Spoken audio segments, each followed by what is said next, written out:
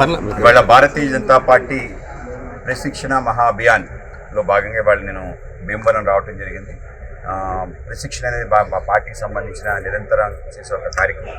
ప్రతి 3 సంవత్సరాలకి క్రమం తప్పకుండా కొత్త కార్యవర్గాలు ఏర్పాటు చేసుకోవడం, జిల్లా కార్యవర్గాలు, జాతీయ కార్యవర్గం ఏర్పాటు చేసుకోవడం, ఆ విధంగా క్రమం తప్పకుండా అధ్యక్షులు మార్పు, ఆ విధంగా సంస్థాగత నిర్మాణం కలిగిన మా పార్టీ కొత్తగా ఎవరైతే పార్టీలోకి వచ్చారో, అలాగే ఎవరైతే చాలా సంవత్సరాలు పార్టీలో పనిచేస్తున్నారో అందరినీ కూడా కార్యోన్ముఖులు చేసే ఒక కార్యక్రమం ఈ యొక్క శిక్షణ తరగతులు. ఆ విధంగా దేశవ్యాప్తంగా ఈ కార్యక్రమాలు జరుగుతుంది. ఆ విధంగా ఒక పక్క ప్రభుత్వం, ఇంకో పక్క పార్టీ, రెండింటినీ ఒక క్రమబద్ధంగా పెంచే ప్రయత్నం ఇవాళ నరేంద్ర మోడీ గారి నేతృత్వంలో, అలాగే మా యొక్క జాతీయ అధ్యక్షుడు నితిన్ నవీన్ గారి నేతృత్వంలో పార్టీ ఆ విధంగా నడుస్తుంది.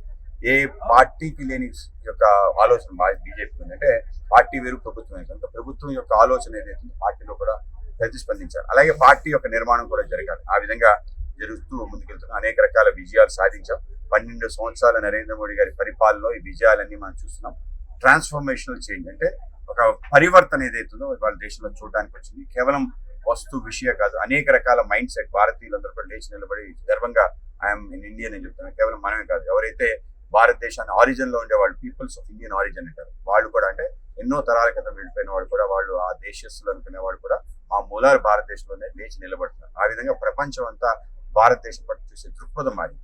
అలాగే దేశం ఇవాళ దిగుమతుల దేశంగా కాకుండా ఎగుమతుల దేశంగా ఎదిగింది. మనం రక్షణ రంగంలో కానీ, విదేశాంగ విధానంలో కానీ, అనేక రకాల విషయాల్లో, ఆర్థిక రంగంలో కానీ ప్రగతి సాధిస్తూ ప్రపంచంలో అతిపెద్ద ఆర్థిక శక్తిగా, అతిపెద్ద సైనిక శక్తిగా, అలాగే విదేశాంగ నీతిలో మనకి తిరుగు లేకుండా ముందుకెళ్తున్నాం. కనుక ఈ దేశాన్ని ఆ విధంగా తీసుకెళ్లిన నేత ఈ యొక్క 12 సంవత్సరాలు పూర్తి చేసుకున్న నరేంద్ర మోడీ గారి పరిపాలన గురించి పెద్ద ఎత్తున క్యాంపెయిన్ ఈ యొక్క నెల రోజుల పాటు చేయబోతున్నాం. 11వ తారీఖు ప్రారంభమై 31వ తారీఖు నడుస్తుంది. అలాగే ఈ మధ్యలో జరిగే పర్యావరణ దినోత్సవం కానీ, అంతర్జాతీయ యోగా దినోత్సవం జూన్ 21న పెద్ద ఎత్తున చేయాలని చెప్పి నిర్ణయించడం జరిగింది. అలాగే ఆంధ్రప్రదేశ్ లో కూడా కూటమి ప్రభుత్వ ఆధ్వర్యంలో ఈ కార్యక్రమాలన్నీ చేసే విధంగా ముందుకెళ్తాం. స్వయంగా చంద్రబాబు నాయుడు గారు కలవడం జరిగింది.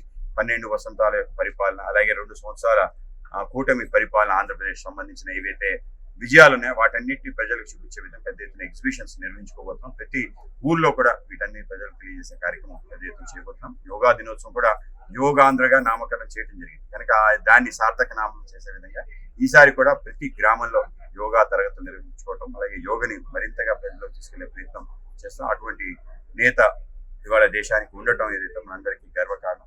ఆ యొక్క స్ఫూర్తితో పర్యటనతో కార్యకర్తలు ముందుకు వెళ్ళాలనే ఆలోచనతో శిక్షణ కార్యక్రమాలు పెట్టారు. పవన్ కళ్యాణ్ మాత్రమే వైసీపీలో కూడా వెళ్ళగాలో మీకు దమ్ము ధైర్యం అంటే నాగేశ్వరరావుని అరెస్ట్ చేయండి, లేదంటే కనుక మమ్మల్ని అరెస్ట్ చేసి మీ క్యాపిటల్ కూడా 10 ఎకరాలు పొలం ఇస్తానని చెప్పి కామెంట్ చేస్తారు. అంటే ఏవి జరిగినా కూడా దీని వెనకాల ఒక కుట్ర అయితే ఉంది, ఒక మైండ్ గేమ్ అయితే ఆడుతుంది. ఇవాళ తెలంగాణ వాదాన్ని స్వయంగా సొంతగా తీసుకొచ్చి లేపాలని కాదు, అలాగే వీళ్ళందరూ తిట్టాలని కాదు, ఒక మైండ్ గేమ్ ఆడుతున్నారు. ఇవాళ కూటమి ఆధ్వర్యంలో అద్భుతంగా ఆంధ్రప్రదేశ్ ముందుకెళ్తుంది, నెంబర్ 1 స్టేట్ గా మారబోతుంది. దేశంలో, ప్రపంచంలో ఉండే పెట్టుబడులన్నీ భారతదేశానికి, ఆంధ్రప్రదేశ్కి రావటం చూసి చాలా మందికి కంటగింపుతోంది. ఈ ప్రభుత్వం ఈ విధంగా ఉండకూడదు. నరేంద్ర మోడీ గారికి నష్టం కలిగించాలి, చంద్రబాబు నాయుడు గారికి నష్టం కలిగించాలి, పవన్ కళ్యాణ్ గారికి నష్టం కలిగించి ఒక ప్రయత్నంలో భాగంగా ఇవన్నీ మాటలు.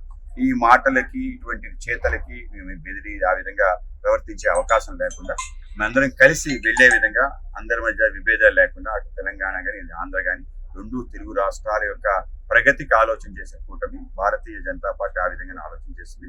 కనుక ఇటువంటి ప్రలాపనలు ఏవైతున్నాయో, విరుద్ధ ప్రలాపనలు, వాటిని ఆ విధంగానే దాన్ని తిరస్కరిస్తూ దాన్ని ఎక్కడ కూడా ఆలోచనలు పెట్టుకోకుండా పవన్ కళ్యాణ్ చిత్రకూటని చెప్పులతో దాన్ని ఎలా చూస్తారు సార్? ఇవన్నీ కూడా దాష్టికాలు చేయడం వల్ల ఏదో జరిగింది అనుకోండి, కానీ నష్టం చేకూరుస్తున్నారు. కేవలం మా ప్రాంతంలో, ఈ ప్రాంతంలో ఇటువంటి ఆలోచన కూడా దీన్ని సమస్యపోయిన వివాదాన్ని మరింత రెచ్చగొట్టే ఒక ప్రయత్నం చేస్తున్నారు. కనుక ఈ యొక్క ఆలోచనని విరమించుకోవాలి. ఎవరెవరైతే చేస్తున్నా వాళ్ళందరినీ కూడా రేవంత్ రెడ్డి గారు కానీ, మిగతా వాళ్ళు కానీ ఆలోచన చేసుకోవాలి. దానివల్ల ఏం జరుగుతుంది అసలు వాడికి చెప్తారు. కనుక ఆ నష్టాన్ని నివారించాలని వాళ్ళు కొంత ఆలోచన చేయాలి. పక్క రాష్ట్రంలో ఉండే ముఖ్యమంత్రి పట్ల ఆ విధంగా వ్యవహరించడాన్ని తీవ్రంగా ఖండిస్తుంది.